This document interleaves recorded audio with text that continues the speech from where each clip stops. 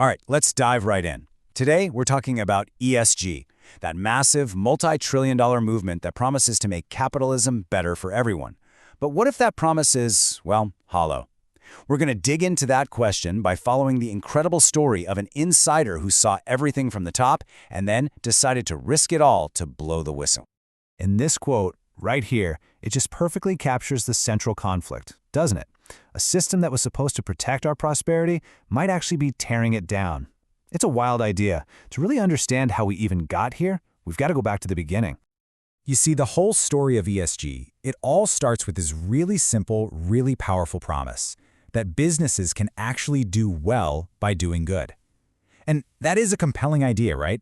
It launched a global movement, and it pulled in a lot of people who genuinely wanted to make the world a better place.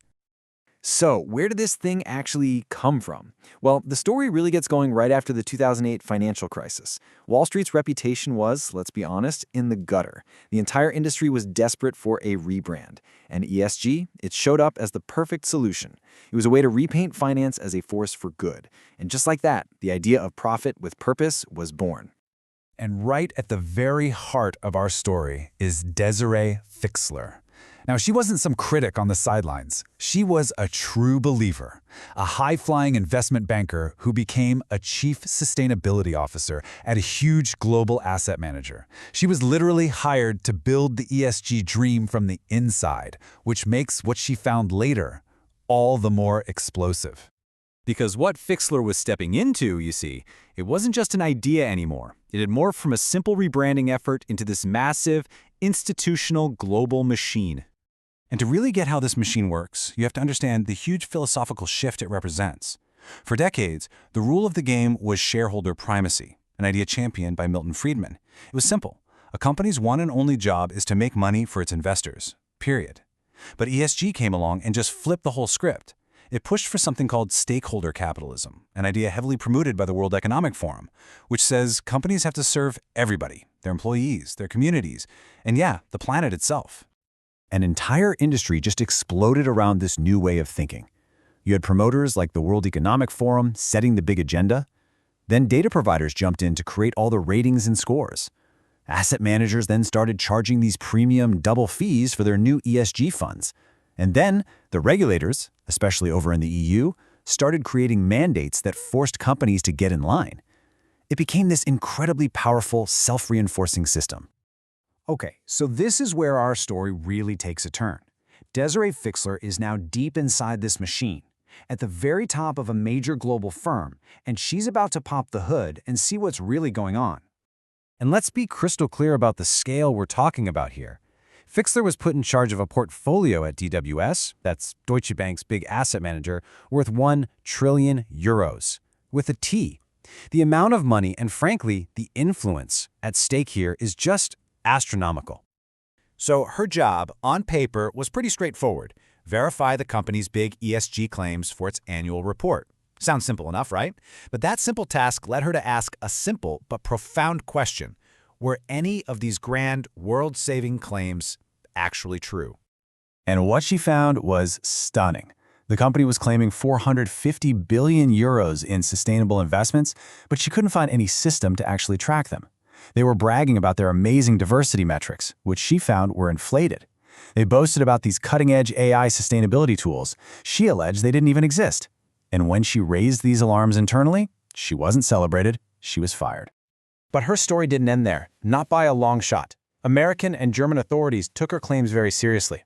We're talking raids by the SEC and the Department of Justice on the DWS offices. Her allegations were basically validated. It led to top leadership getting kicked out, and the company's value dropped by €1 billion. This wasn't just one person's word anymore. It was a full-blown international scandal.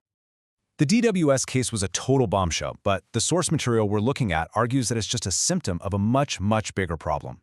Which leads to the real question. What is the broader price society is paying for the ESG agenda as it's being practiced right now? Well, first, let's follow the money. The financial performance reported in the source is dismal. Over a 5-year period, while the S&P 500 benchmark shot up 80%, many of these ESG funds actually lost over 30% of their value. And remember, this isn't just a number on a chart. This hits the pensions of teachers and firefighters, real people who were told their money was being invested both safely and ethically. And the alleged consequences, they stretch far beyond just investment returns. The source argues that these ESG-driven energy policies have led to absolutely crippling bills in Europe. We're talking 4 times higher than in the US, and that they're helping deindustrialize Germany.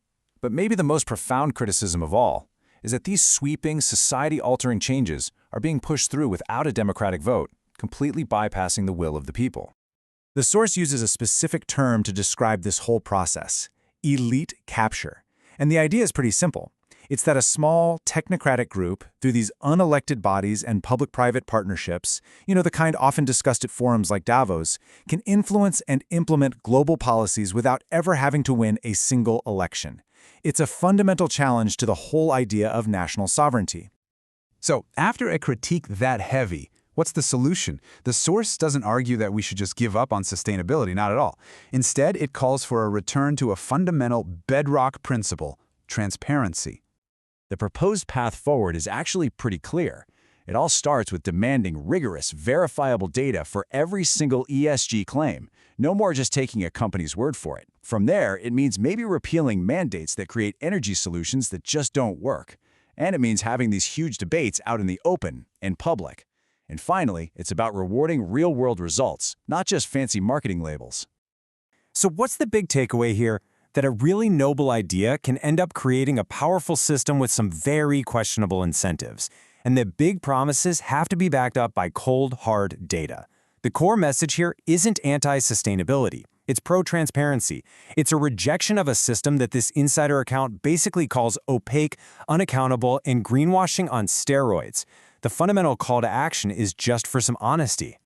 Which, of course, leaves us all with a massive question. If the current model is broken, what's supposed to replace it? It's pretty easy to slap a green label on a fund.